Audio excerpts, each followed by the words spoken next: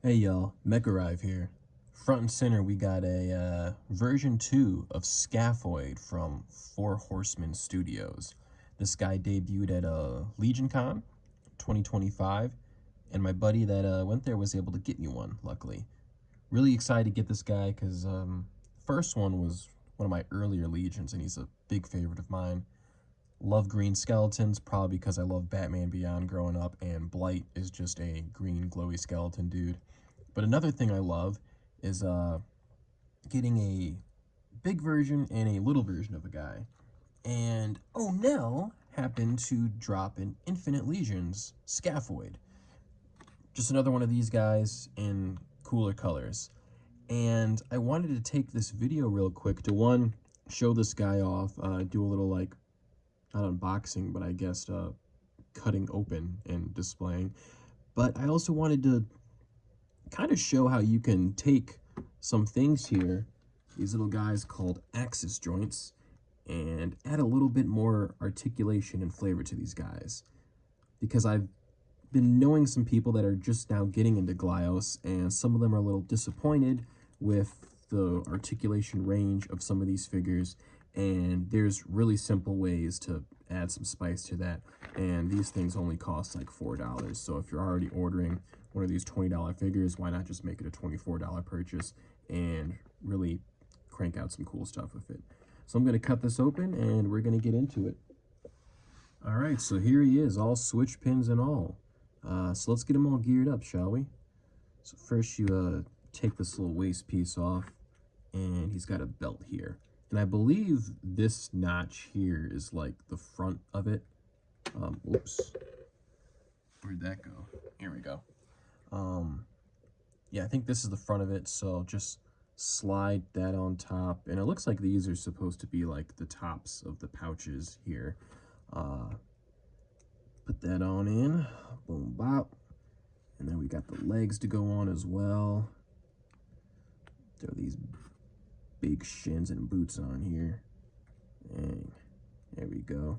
I really like the little, the green circles painted in, little like thrusters or whatever you want to call them on the bottom. And he is all geared up here. Oh, we also have the scarf. I forgot about that. We can throw that on real quick. I'm kind of 50-50 on the scarf for Pheyden.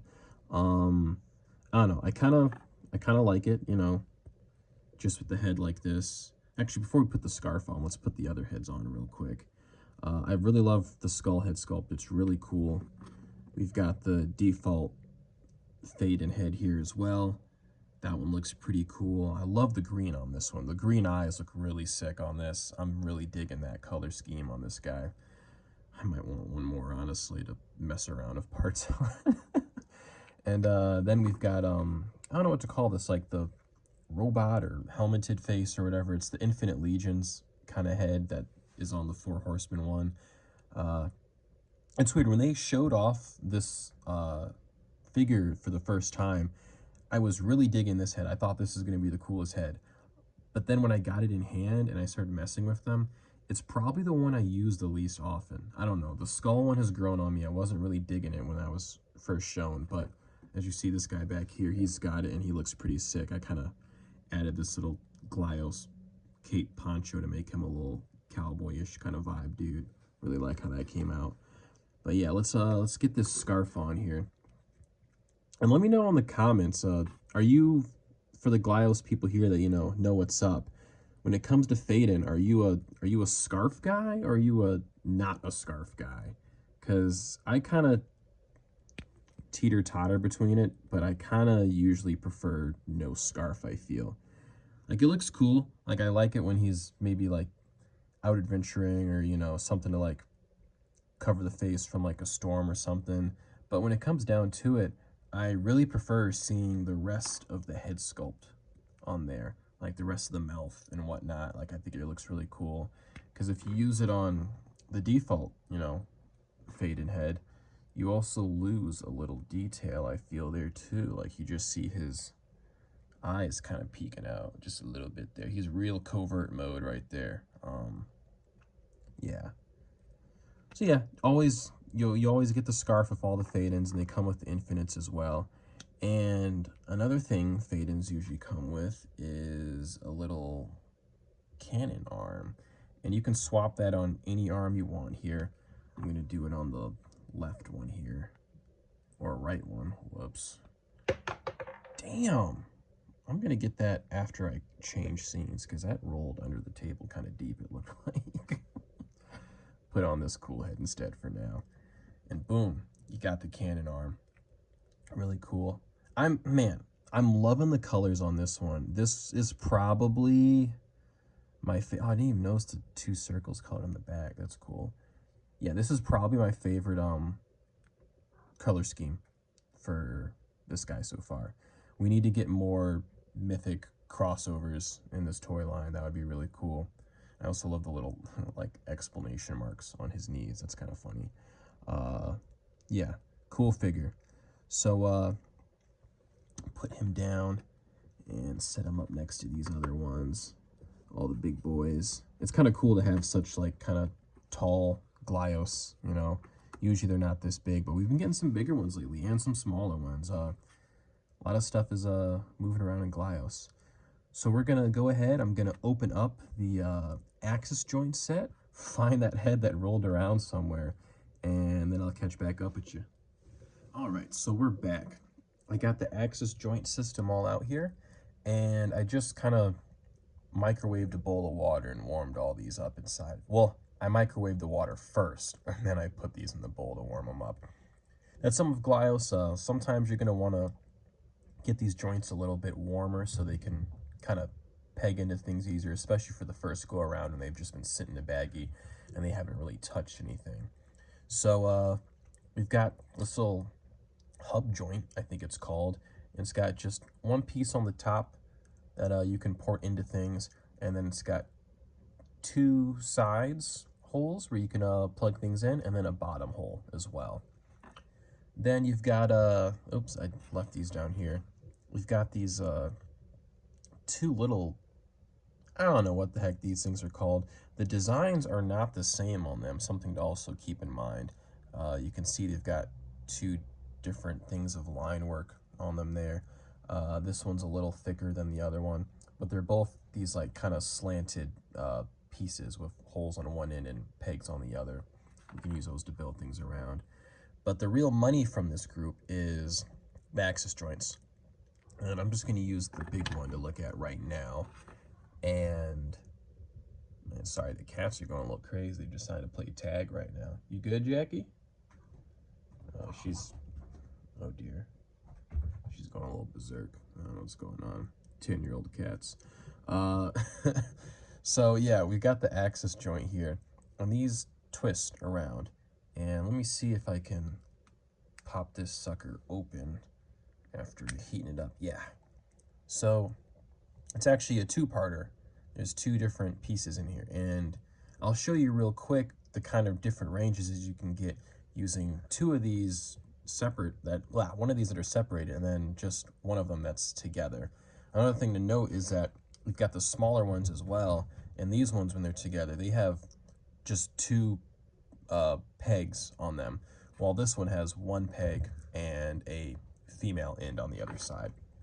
So let's a good example would probably be old boy's cannon arm, right? So we can put this joint in here. We'll use the full one as an example right here. I keep popping these heads off and I want to do arm stuff. And then put this in here. And so, you know, the one arm, all you get is the twist to the side at that connection point, and then the up and down. It's almost like a 5-point reaction figure with just a little bit more range on stuff and whatnot. But now with this arm, you get the up and down everything, but now you can turn side to side. You can point down. You can have it go all the way up, because you can, you know, move both of these points at different angles and get some different, you know, stuff. Kind of cool. But also you can instead forego the double and just do the 1. And sometimes this is a bit of a cleaner look on the figure if you're more interested in the overall silhouette of the figure instead of just, you know, valuing the articulation. Let's see, so now you got the half joint in there, and now it's in more of an upright position for him doing his shooting. But also, you can just kind of aim it down, and he's kind of resting with it as well. So you get a little bit of variety there with these as well. Another fun thing you can do is take that off. You can add to a shoulder. Put that in, and now you've got a port there, and you can plug that in. And depending on like angles, you can get some kind of cool stuff. Like you have them posted like this, you wouldn't even know that that's behind there. But you know, you move it around and you're like, oh, what the hell's going on here, you know? But you can, you know, that actually still looks kind of cool with the shoulders back. So let's see if we can do that on both arms real quick. See how that looks. If I can pop another one of these off on camera. Oh, hold on. I'm gonna have to get close to the body for this one. All right. So, where do we, oh yeah. Put this one in here. Oh, and I forgot, that is a thing with these. So, the axis joints, so while this one has a female port on it, the second one that you come with doesn't have that. It has a port, it has a peg that's coming out of the other side as well. So, for this exact reason, I always recommend what I practice, and that is buying 2 axis joint sets whenever you want to build of stuff, because that just allows you to really be able to, man, these cats are going crazy. It's like WWE over here right now. But this allows you to actually, you know, get all the range that you could out of these. So let's see, and also these guys, hold on, jeez Louise. Ooh, sorry folks, I had to break up a cat fight. So another thing with these guys, just like how I was saying how these two things didn't have exact like matches of how they looked, the different sets of these axis joints also are different in design. So you can see that the ones with the ports, they have like these two like kind of lumps on the sides design, while the one without the ports, they have this like circular like kind of crescent moon design on the sides of these instead. So you can, in this one, like, you know, the other one, it's just double female on both sides, and then you open up the other one and it's double male on the other side. So now that we have the 2 different ones opened up, we can go ahead and pop this on the other shoulder. Boom, bop, put that in. All right, and then get him going on that. And you know what, why not? Let's get the other piece on this one, right? Man, I keep knocking heads off. Just so we can have the extra articulation on this arm as well. And this is usually the way I do it. I usually don't use a whole ball, axis ball on one figure or like one joint system. I usually break it in half and spread it around. But I know there are some people where they'll go and buy like 10 axis joint sets when a wave drops, and then they just, you know, do full circles in places they want and whatnot. But check this out. Now, homie can hold the cannon. That's really sweet. Like, totally different range on these 2 figures now because of just, well, I guess $8 now add-on. So yeah, and you can have him aim from the top. If this was a 6 shooter, he could be fanning it and whatnot. Really cool stuff. And you can do the same with legs as well if you want. You can add some knee articulation here if you wanted. Spice that up a little bit. Yeah. Really like how this came out with the shoulders here. And let's see him kind of, oops, rested default. Sometimes you gotta fiddle around to figure out where the hell you're going with it, I feel. Or maybe that's just me. I don't know. Let's see. Yeah.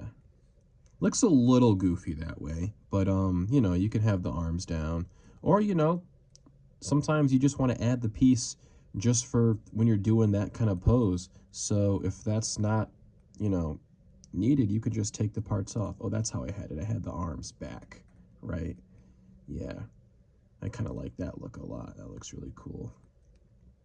Good stuff, good stuff. All right. And let's see what we can do with the legs real quick, huh? All right, so for the legs, we're gonna try and use some of these small joints here now. And what I'm gonna do is I'm gonna use these double female ends because these guys have peg holes in them. There's no pegs, and these ones are the one with pegs. So when I put these on like this, there's now nothing to connect with. So we can go ahead and put these on. Ooh, little small guys, and see what we can get here.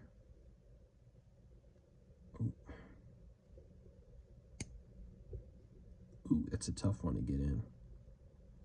It's also a pain doing this in front of the camera because like my arms are all the way extended out. Let's see, I'm just gonna bring it back real quick. All right, ports are in. And now let's add the shoes. Boom. Oh, he's looking a little freaky. And boom. All right, well, he's certainly got some extra height there. But now you can freaking, let's see, let's get him someone to like be towering over real quick. Oh my God, please don't shoot me in the freaking face, man. Ah, shut up. Boom, bop. Look at that. Pretty cool. He's definitely looking really free. Honestly, this needs the skull head on it if he's gonna be looking like a creepy, lanky dude like this. But yeah. Now he's got some extra. Now little boy can sit. Oh. Say what now? Come on. Let's see. Maybe I should because it does look like he's. Maybe I should flip this around. Let's see what that does. If we change that. Ooh, wait a minute. Or you can these also can function as feet as well with their like, oops, bumping the camera, with their flat bits. But if I like got some more stuff to move around, like he could have little baby steppers here, which is kind of evilly adorable. Yeah, let's get these ports back in. I actually like that more. Kind of covers up the little joint system a bit. Let's see. Boom. All right. Yeah, Scaphoid looking all freaky, man. I like that. But yeah, cool little extra articulation you can add. And this is just very basic rudimentary stuff here. I'm not some crazy great Glyos builder. Like I can make some fun monsters and stuff, but there's some people out there that can make some truly insane works of art with Glyos here. Yeah, that's just something you can do with one figure and some of the axis joints that match in colors. And you know, sometimes you don't need a set that matches in colors. You just need something that, you know, in color theory wise, complementary colors, it just looks good with them, you know. And this isn't the first one I've done like this. Like these guys are kind of basic because they're still fun figures by themselves. But I do have this one guy from the first wave they did, and I have this cool guy. I added a duck head to him because I think the duck head is pretty cool. But I did a different thing where I have the big access joint that is plugged into the smaller access joint to give some extra arm articulation here. And there's a little Onell robot. I don't know the mold names, so sorry. But they come with these little like triangle pieces. and they just happened to paint match this figure I had, and I bought these like, months ago, and they fit perfectly with this guy. And the silhouette looks clean. He looks really good like this. Even because these axis joints are painted, so even like the little brown color, I don't know, goes perfect with the one on this figure. It turned out really, really good. Oh god, he looks super tall next to this guy now. Yeah, you can have a lot of fun with just $4 on top of your figure purchases sometimes. Not every creator, will have axis joints with their figures when they come out, but a lot of them do, and it's definitely something to look out for when you're buying stuff. They're usually about $4, like I said, and with that, minuscule amount of money, you might as well throw it on your purchase because it really goes far when it comes to getting these figures. And usually you'll have some leftover pieces that you can just, figure something else out to work with. I'll probably tinker around with this guy a little bit more, but I just wanted to kind of do a video because, like I said, I've had a lot of people that are kind of getting into Glyos that have like asked me like, oh, how do you do this? How do you do this and whatnot? And I've even heard people complain where like, they really like, a figure like this. And they're like, oh, but I wish it, moved more and did a bit of this. And it's like, oh man, you got to get the axis joints. Like those are a big thing. If you're like all about the articulation, you want to like really play around with the figure, then you got to get some stuff like this, man. You got to get them all built up. It's a lot of fun. It's called the Glyos build system because it's all about building. Yeah, I know we got a whole bunch of new people that are into the hobby now, especially with the Infinite Legions being a thing, and the Mythic Legion Cabal folks are getting in on the action now, and it's cool. It's awesome watching all these new people get into the hobby like this. But yeah, I'll probably do some more videos like this about building, but I just wanted to crank this one out real quick, show some builds, some comparisons between like how these guys look fresh out the box versus the levels of adding to them that you can get out of this. So yeah, uh, hope you all enjoyed the video, and until next time.